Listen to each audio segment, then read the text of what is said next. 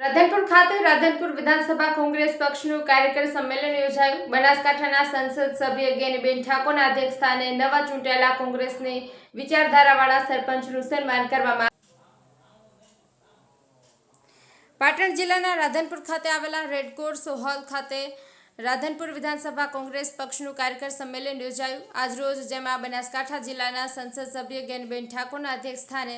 જેમાં રાધનપુર વિધાનસભાના પૂર્વ ધારાસભ્ય રઘુભાઈ દેસાઈ અને પાટણ જિલ્લાના કોંગ્રેસ પ્રમુખ ગેમરભાઈ દેસાઈ અને આદિત્ય ઝુલા અને આહિર સમાજના યુવા અગ્રણી એવા નરેશભાઈ આહિર, મહેશભાઈ મુલાણી અને સાંતલપુર તાલુકાના પ્રમુખ અને મહેબૂબાભાઈ મલેક અન્ય મહાનુભાવોની ઉપસ્થિતિમાં આ કાર્યક્રમની અંદર પાટણ જિલ્લા બીજી ટર્મ માટે કોંગ્રેસ પ્રમુખ બનવા બદલ ગેમરભાઈ દેસાઈનું અભિવાદન કાર્યક્રમ સાથે કોંગ્રેસ પક્ષને મજબૂત બનાવવા, સંગઠનને વધુ મજબૂત બનાવતા અને આવનારી તાલુકા પંચાયત, જિલ્લા પંચાયતની ચૂંટણીમાં કોંગ્રેસ વિજય મેળવે તેની રણનીતિ નક્કી કરવામાં આવી હતી. આ પ્રસંગે રાધનપુર વિધાનસભાના કોંગ્રેસના કાર્યકર્તાઓ અને સંગઠનના હોદ્દેદારો અને ચૂંટાયેલા પદાધિકારીઓ ઉપસ્થિત રહ્યા હતા. ખૂબ અભિનંદન, આપનો આભાર માનું. એટલા માટે આભાર માનું તમારો બધાનો કે જેટલા બનાસકાંઠાના લોકો પરિણામ આવ્યું ત્યારે રાજી થયા અને જશ્ન મનાયો. એટલી ખુશી તમે બધે વ્યક્ત કરી હતી. તમે બધે ખૂબ મહેનત, જ્યાં પણ આપવાનું લાગતું હતું, જ્યાં પણ મતદારો હતા, જ્યાં પણ તમારે ફોન કરવાનો હતો, ત્યાં ખૂબ જવાબદારીપૂર્વક મારા ઉપર લાગણી પણ રાખી છે. એટલે પડોશી તરીકે તમારો હૃદયથી ખૂબ હૃદયપૂર્વક આભાર માનું. રઘુભાઈએ, ગેમરભાઈએ વાત કરી. સરપંચોને મારી વિનંતી છે કે આજે કોંગ્રેસના આ કાર્યક્રમમાં આવીને તમે અમારું બધાનું મનોબળ પૂરું પાડ્યું છે અને આવનાર સમયની અંદર પંચાયત એ આપણું પ્રથમ પગથિયું છે. કોઈ પણ સત્તા પરિવર્તન માટે કરીને જ્યાં સુધી લોકલ પાડી એટલે તાલુકા પંચાયત, જિલ્લા પંચાયત ને ગ્રામ પંચાયત આમાં પરિવર્તન નહીં આવે ત્યાં સુધી આપણે વિધાનસભા અને લોકસભાની અંદર એના ચરણ આકરા રહેશે, સ્વાભાવિક છે. બનાસકાંઠાના પરિણામને ગ્રામ પંચાયતમાં જોયા કે આજે 80% સરપંચો કોંગ્રેસ વાળા બનાસકાંઠાની અંદર ચૂંટાણા છે. એ સત્તા પરિવર્તન માટેનું સંકેત છે. મતદારોને ખબર છે કે આ કોંગ્રેસનો હોદ્દેદાર છે અને એમની પાસે સત્તા નથી જિલ્લા પંચાયત, નથી તાલુકા પંચાયત, નથી વિધાનસભા, નથી લોકસભા, અને છતાં પણ એને ચૂંટવા જતો એનો અર્થ એ થયો કે ભારતીય જનતા પાર્ટીના વહીવટદારોથી લોકોને ટંકાયા. એ એનો સંકેત છે. નહીંતર તો અત્યારે કોંગ્રેસ વાળા પાસે એટલું બધું કઈ આપી દેવા માટેનું ગેમરભાઈ નથી. પણ છતાં જો એને હારા ગયા હોય તો એમના માટે પેલા એના કરતા પણ હું માનું ત્યાં સુધી લોકોના પ્રેમ જીતવામાં કે લોકોને હાચવવામાં ક્યાંક ને ક્યાંક નિષ્ફળ રહ્યા છે. ત્યારે મારે આપ સૌને રાધનપુરના તમામ કોંગ્રેસના કાર્યકરોને વિનંતી કરવી છે કે પહેલા આપણો અડીખમ એક કોંગ્રેસી અડીખમ કરવા માટેની છે. આ કોઈ પાર્ટી એ કોઈ વાત માટે નથી કે કોઈ વ્યક્તિઓના પોતાના વ્યક્તિગત હિત માટે કરીને નથી. પહેલા કોંગ્રેસી બને એટલા માટે કે જ્યારે કોંગ્રેસીઓ એ ઓરિજિનલ કોંગ્રેસી બન્યા એટલે આજે ભારતીય જનતા પાર્ટીની તાકાત નથી કે તમારી સામે કોઈ જીતી કે, પણ પહેલા કોંગ્રેસી ઓરિજિનલ કોંગ્રેસી બનવું પડે.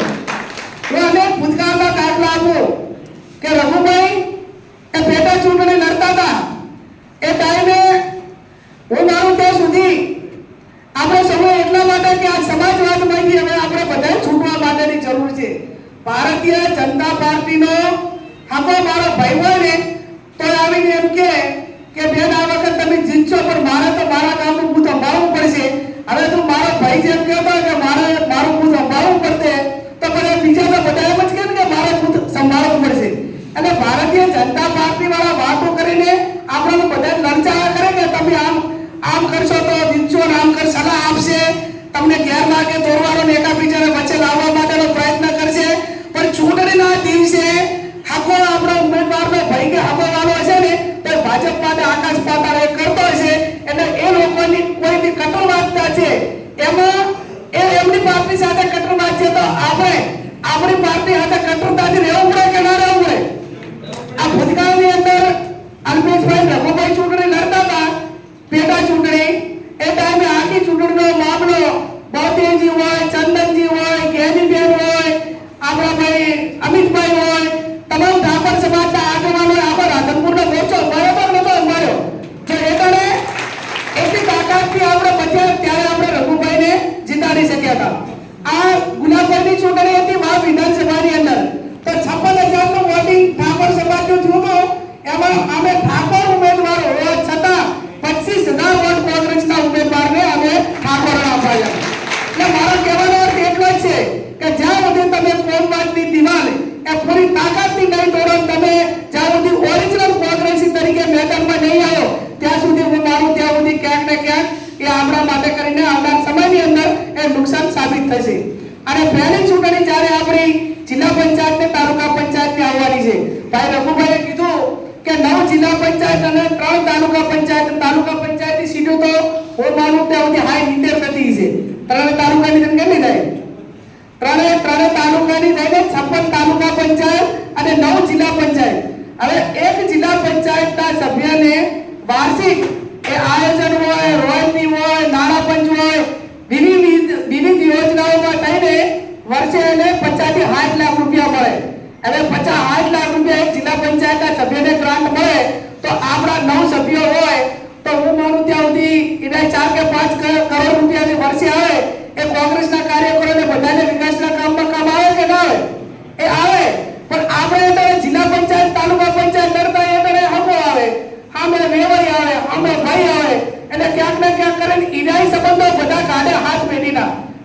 અને આપણે લડતા હોઈએ ત્યારે કે ના ભાઈ તમે તો એ પણ નહીં મેળાવે એટલે મારો કહેવાનો અર્થ એટલો જ છે કે જ્યાં સુધી તમે લોકલ બોડી મજબૂત નહીં કરો ત્યાં સુધી ક્યાંક ને ક્યાંક એ આપણે પાર્ટી તરીકે નુકસાન ખાવું પડશે અને એટલા માટે મેં પાડોશી આમ તો રઘુભાઈ તમને બધાને વિનંતી તાકાતથી એટલા માટે કરું છું કે પાડોશીઓને કે પાડોશી પહેલો મજબૂત હોય તો આપણને મજબૂત પીઠ પર મળે અને એ થાકેલો હોય તો બસ બાજુમાં પાડવું નહીં થકવાડે એટલે મહેરબાની કરીને બધી બાજુ આજુબાજુ હાથ લાગેલી હોય તો એક જગ્યાએ કદી સુરક્ષિત રહી શકે નહીં એટલે મારી વિનંતી છે કે અમારા ભવિષ્યને ધ્યાનમાં રાખીને પણ તમે પાડોશી તરીકે મજબૂત બનો એવી તમને બધાને મેં હાથ જોડીને વિનંતી કરું છું અહીં તમને અને આપ સૌને બનાસકાંઠા ઉપરથી ઘણી શીખ લેવાની જરૂર છે અહીંયા જ્યારે પાટણની હું વાત કરું તો આ કોંગ્રેસનો ગઢ કહેવાય લઘુમતી સમાજ એવડો મોટો એસસી સમાજ એવડો મોટો ઠાકોર સમાજ એવડો મોટો રબારી સમાજ એવડો મોટો કોંગ્રેસને માનવા વાળો બીજા તમામ સમાજોનો વર્ગ એવડો મોટો લગભગ 20 લાખ મતદારોમાં તો કેલ્ક્યુલેશન કરીએ તો 15 થી 14 લાખ મતદારો તો એવા ને કે કાસ્ટ ફેક્ટર આપણે કરીએ ને તો એ કોંગ્રેસની વિચારધારા વાળા છે તમે બનાસકાંઠાની વાત કરો તો તમે સાથે આપણે બધાને પણ 18 આલમને ચૂંટાયા પછી સંસદમાં જઈ આપણને જસના પોટલા આપ્યા હોય આપણી ગેલી બેન છે બેન ગુજરાતનું નેતૃત્વ કરે એના જે કોણ છે બંગાળમાં જે મમતાજીને જોઈએ એમ ગુજરાતમાં આપણી વાગડ આપણી શહેર તરીકે ગેલી બેન છે તો સામ્યતા આપણને જોવા મળે છે જિલ્લાના નવા ભરાયેલા પ્રમુખ ભાઈ શ્રી